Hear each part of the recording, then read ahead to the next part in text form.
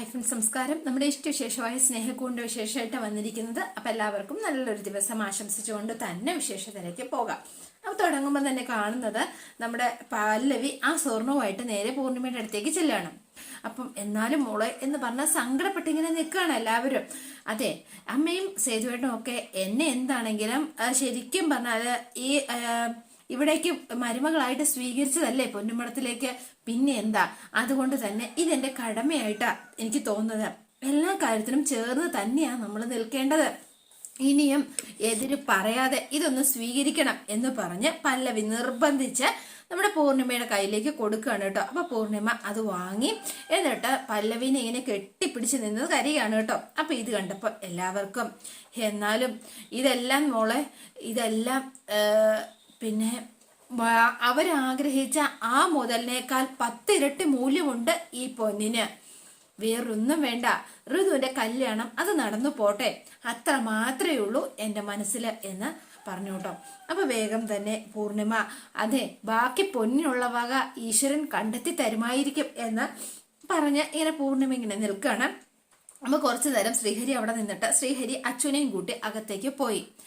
സ്വാതി, നീ റീതുവിനെ എപ്പോഴും ശ്രദ്ധിച്ചോണേ, നീ ഇങ്ങ് വന്നേ, കുറച്ച് കാര്യങ്ങൾ നിന്നോട് സംസാരിക്കാനുണ്ട് എന്ന് പറഞ്ഞ് വേഗം തന്നെ വിളിച്ചുകൊണ്ട് സ്വാതിയെ കൊണ്ട് അപ്പുറത്തേക്ക് പോവാണ്.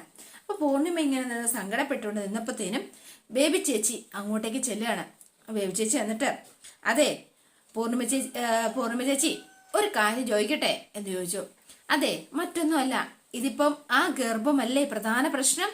അതിനെ നിങ്ങൾക്ക് ആർക്കെങ്കിലും ഇത്രയും ശ്വാസം മുട്ടി ഓടേണ്ട കാര്യമുണ്ടോ ആ കല്യാണം നടത്താൻ? എന്താ ബേബി പറയണത്? ഒരു വൈദ്യനുണ്ട്, കാര്യം പറഞ്ഞാ മതി, മരുന്ന് തരും, 2 ദിവസം കൊടുത്താൽ 2ന്റെ അന്ന് ഏത് ഗർഭവും ഡിം, അത്രേ ഉള്ളൂ എന്ന് പറഞ്ഞു. ഒരു വാക്ക് പറഞ്ഞാ മതി, എല്ലാം ഞാൻ ഏർപ്പാടാക്കി തരാം എന്ന് പറഞ്ഞു. വേണ്ട, അത് വേണ്ട എന്ന് പറഞ്ഞു. അങ്ങനെയൊന്നും ചിന്തിക്കാൻ പോലും എനിക്ക് കഴിയില്ല. കാരണം എന്റെ മകളുടെ കുഞ്ഞില്ലേ അത്, എൻ്റെ ആദ്യത്തെ പേരക്കുട്ടി. അപ്പോ അതിന് എനിക്ക് ഒന്നും ചെയ്യാൻ പറ്റില്ല എന്ന് പൂർണിമ ഇങ്ങനെ പറയാണ് കേട്ടോ. ബേബി ചെല്ലൻ, ഓ ഞാനായപ്പോ കുറ്റക്കാരി എന്ന് പറഞ്ഞ് ബേബി ചേച്ചി അകത്തേക്ക് അങ്ങ് പോയി കേട്ടോ. അപ്പൊ പൂർണിമാമ പിന്നെയും സങ്കടപ്പെട്ട സ്വർണ്ണമൊക്കെ നോക്കിയിരുന്നു. അപ്പൊ രാത്രി ആയപ്പോഴും പൂർണിമാമയ്ക്ക് ഓർക്കമില്ല, ആളിങ്ങനെ നടക്കുകയാണ്. അപ്പൊ സ്വാതി വന്നപ്പോ അമ്മ കിടക്കുന്നില്ലേ? ഇല്ല, നീ പോയി കിടന്നോ, എനിക്ക് ഉറക്കം വരുന്നില്ല എന്ന് പറഞ്ഞു. ബാക്കി സ്വർണത്തിന്റെ കാര്യം ഓർത്തിട്ടാണോ? അതൊരു കാര്യമാണ് എന്ന് പറഞ്ഞു.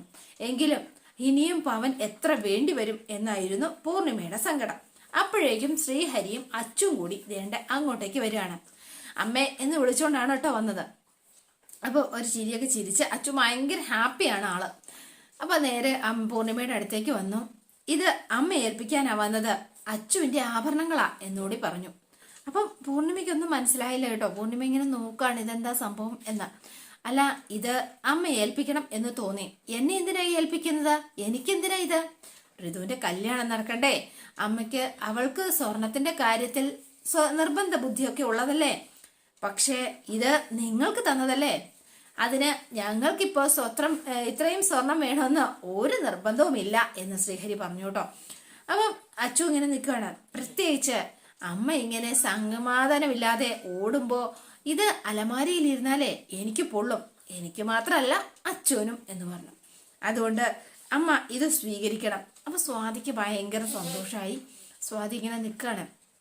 അതെ, ഞാൻ നിർബന്ധിച്ചതൊന്നും അല്ല കേട്ടോ അമ്മേ, ഹരി തന്നെയാ ഇതെല്ലാം ഇങ്ങോട്ടേക്ക് പറഞ്ഞത് എന്ന് അച്ചു കൂട്ടിച്ചേർക്കുകയും ചെയ്തു കേട്ടോ. അപ്പം പൂർണിമ ഇങ്ങനെ മിണ്ടാതെ നിൽക്കുകയാണ്. അപ്പം ഇത് നേരെ സ്വാതിയുടെ കയ്യിലേക്ക് കൊടുത്തു. സ്വാതി, ഇത് നീ അവിടെ കൊണ്ട് വെക്ക എന്ന് പറഞ്ഞു. അപ്പൊ സ്വാതി അത് വാങ്ങി, ഞങ്ങൾ പോട്ടെ അമ്മേ, ഗുഡ് നൈറ്റ് എന്ന് പറഞ്ഞ് ശ്രീഹരി പോവാൻ തുടങ്ങിയപ്പോ ഹരി എന്ന് വിളിച്ചു. എന്നിട്ട് അടുത്തേക്ക് ചെന്ന് ഹരിയുടെ കൈ ചേർത്ത് പിടിച്ചു.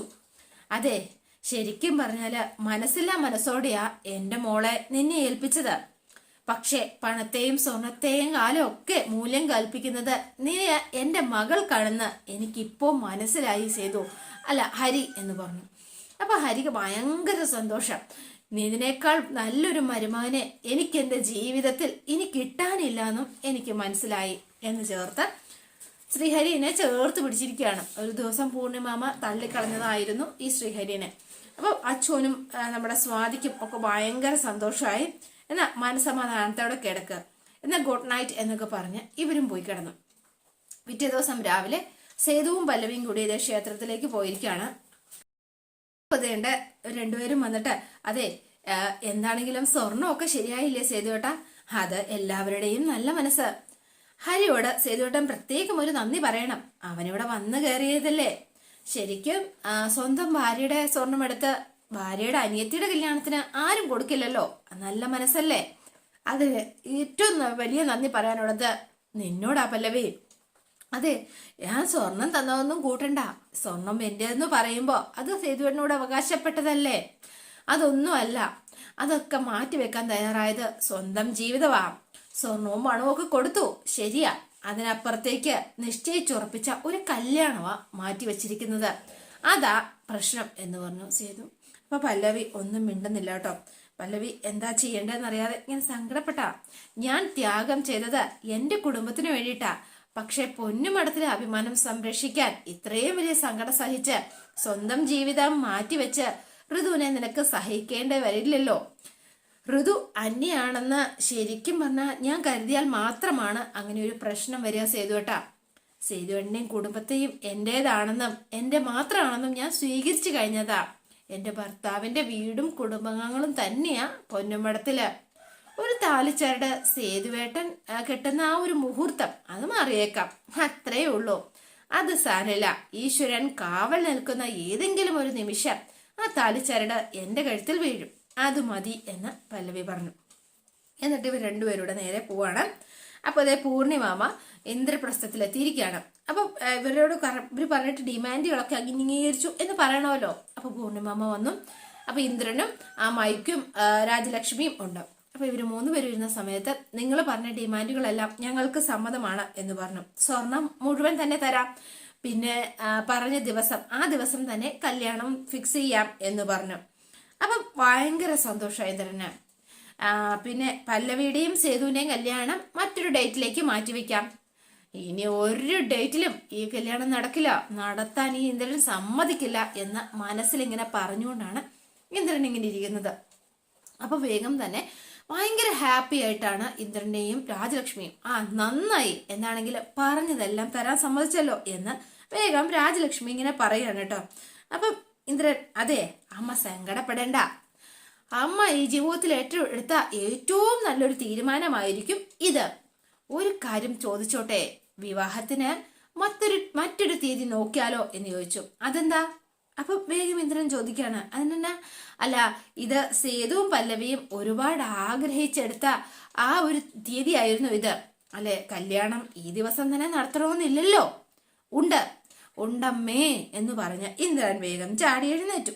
എന്നിട്ട് കുറച്ചു നേരം നിന്നു. എന്നിട്ട് ഇല്ലാ കഥകൾ പറഞ്ഞ് എന്നെ അപമാനിച്ചവളാണ് പല്ലവി. അവള് സങ്കടപ്പെടുന്നത് എനിക്ക് വളരെ സന്തോഷമുള്ളൊരു കാര്യമാണ്. അതുകൊണ്ട് തന്നെ ഞാൻ എന്തിനും കൂട്ടു നിൽക്കും എന്നായിരുന്നു ഇന്ദ്രന്റെ മറുപടി. എന്നിട്ട് ഇന്ദ്രൻ പൂർണിമയുടെ അടുത്തേക്ക് വന്നു. അതെ, ശരിക്കും പറഞ്ഞ അതുകൊണ്ട് ഈ കല്യാണം എന്താണെങ്കിലും മാറ്റിവെക്കാൻ പറ്റില്ല എന്ന് പറഞ്ഞു. അപ്പൊ പൂർണിമ ആകെ വിഷമത്തിലായി. അപ്പൊ അമ്മ വിഷമിക്കല്ലേ, ഋതുവിനെ ഞാൻ പൊന്നു പോലെ നോക്കും, ദേ ഈ ഉള്ളം കയ്യിൽ വെച്ച് ഞാൻ നോക്കും എന്ന് പറഞ്ഞു. അത് പോരെ അമ്മയ്ക്ക്. അപ്പൊ ഒന്നും മിണ്ടിയില്ല പൂർണിമ. അപ്പൊ പൂർണിമയ്ക്ക് അടി കിട്ടിയ പോലെ കേട്ടോ. അതെ, ധൈര്യമായിട്ടിരുന്നോ. 26-ാം തീയതി അപ്പൊ പറഞ്ഞതുപോലെ തന്നെ ഇന്ദ്രന്റെയും ഋതുവിന്റെയും മാത്രം വിവാഹം. ഓക്കെ, അപ്പൊ സെറ്റ് എന്ന് പറഞ്ഞു. എന്നിട്ട് പൂർണിമാമ നേരെ പൊന്നുമടത്തിലേക്ക് ചെല്ലുകയാണ് കേട്ടോ. പിന്നെ കാണുന്നത് നമ്മുടെ സേതുവിനെയാണ്. ആള് ഭയങ്കര സങ്കടത്തിലാണ്, വല്ലാത്തൊരവസ്ഥയിലായി പോയി സേതു. അപ്പം വെഡിങ് കാർഡൊക്കെ അടിച്ചു വെച്ചിരുന്നതാണ്. ആ കാർഡൊക്കെ എടുത്ത് കയ്യിൽ പിടിച്ചിട്ട് അതിങ്ങനെ നോക്കി നിൽക്കുകയാണ് സേതു. എന്നിട്ട് അവസാനം ആ കാർഡ് ഒരു ലാമ്പ് വെച്ച് അത് കത്തിച്ച് ഇങ്ങനെ നോക്കി നിൽക്കുകയാണ്. ഇനി അത് വെച്ചിട്ട് എന്ത് കാര്യം എന്നുള്ള മട്ടില് ഈ സമയത്താണ് ശ്രീഹരിയും അച്ചുവും കൂടി അങ്ങോട്ടേക്ക് വരുന്നത്. സേതുവേട്ട എന്ന് വിളിച്ചു. എന്താ? അല്ല, സേതുവേട്ടൻ ഇവിടെ എന്ത് ചെയ്യുമായിരുന്നു എന്ന് ചോദിച്ചു. അപ്പൊ വേഗം തന്നെ ഈ പേപ്പർ കത്തിച്ചത് ഇങ്ങനെ വേസ്റ്റിലേക്ക് ഇട്ടിരുന്നു കേട്ടോ. അപ്പൊ വേസ്റ്റിൽ കടന്ന് ഇത് കത്തുകയാണ്. അപ്പൊ അച്ചുവും ശ്രീഹരിയും ഇത് കണ്ടു. സേതുവേട്ടാ, ഇത് നിങ്ങളുടെ വെഡിങ് കാർഡല്ലേ? ഇത് എന്തിനാ ഇത്? ഇനിയിപ്പോ ഇത് എന്തിനാ ഇത് എന്ന് ചോദിച്ചു. അതെ, ശരിക്കും പറഞ്ഞാൽ ഇത് കാണുമ്പോ ഇതാവുമ്പോഴേ ഈ വിഷമത്തിന് കൂടി ഇത് കത്തിത്തീർന്നോളും. നാളെ ചിലപ്പോ ഇത് കണ്ടാലേ പിന്നെയും വിഷമായിന്ന് വരും. എന്തിനാ സേതുവേട്ടാ? സാരയില്ല, വിഷമിക്കേണ്ടതേ നിങ്ങള്. ഈ കണ്ടതൊന്നും പിന്നെ നിങ്ങള് അങ്ങനെ സ്വയം സമാധാനിച്ചോളാന്നേ ഞാൻ.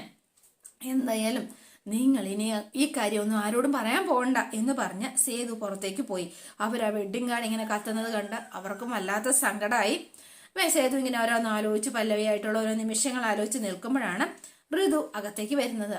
നീ എന്താ ഉറങ്ങിയില്ലേ എന്ന് ചോദിച്ചു. കിടന്നിട്ട് ഉറക്കം വന്നില്ല. സേതു എന്നെ ഒന്ന് കാണണമെന്ന് തോന്നി.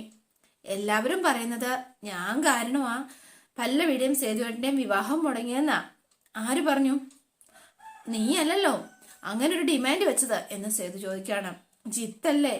ഞാനും അതറിഞ്ഞപ്പോ തന്നെ ക്വസ്റ്റ്യൻ ചെയ്തു സേതുവേട്ടാ. പക്ഷേങ്കില് ജിത്തു പറയുന്നത് സേതുവേട്ടൻ മറ്റാരെയും വിവാഹം കഴിച്ചാലും കുഴപ്പമില്ലായിരുന്നു എന്നായിരുന്നു ജിത്തിന്റെ മറുപടി. പല്ലവിയെ കല്യാണം കഴിക്കുന്നത് കൊണ്ടാ പ്രശ്നം. ആരെ വിവാഹം കഴിക്കണമെന്നും ഞാനല്ലേ തീരുമാനിക്കേണ്ടത്? ഇന്ദ്രപ്രസ്ഥത്തിലുള്ളവർക്ക് അതിലെന്താ കാര്യം? അങ്ങനെയല്ല കേട്ടോ. അതെ, പല്ലവിയെ അല്ലേ ആദ്യം ജിത്ത് വിവാഹം ചെയ്തത്. അപ്പോ അത് അറിയാവുന്നവരെല്ലാവരും പരിഹസിക്കില്ലേ? പരിഹാസം എന്ന് പറഞ്ഞ സേതു ഒരു ഉച്ചഭാവത്തിൽ ഇങ്ങനെ നിന്നു കേട്ടോ.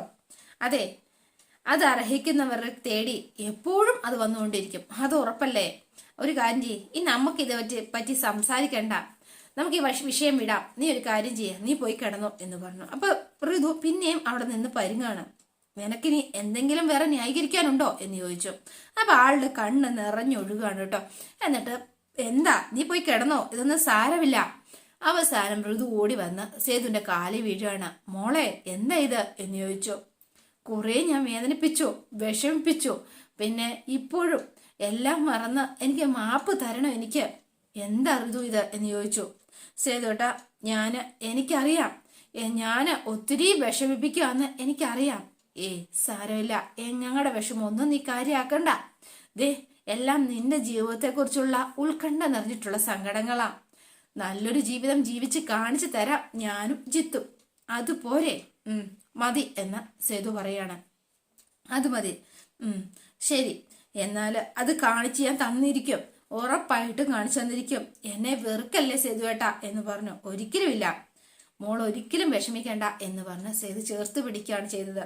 അപ്പൊ ഗുഡ് നൈറ്റ് എന്ന് പറഞ്ഞ് ഋതു അങ്ങോട്ടേക്ക് പോയി. അപ്പം എന്താണേലും സേതുവിന് ഭയങ്കര സങ്കടമാണോ സന്തോഷമാണോ എന്നറിയില്ല കേട്ടോ. ഒരു കാര്യത്തിൽ സങ്കടം, ഋതുവിന്റെ മാറ്റത്തിൽ സന്തോഷം.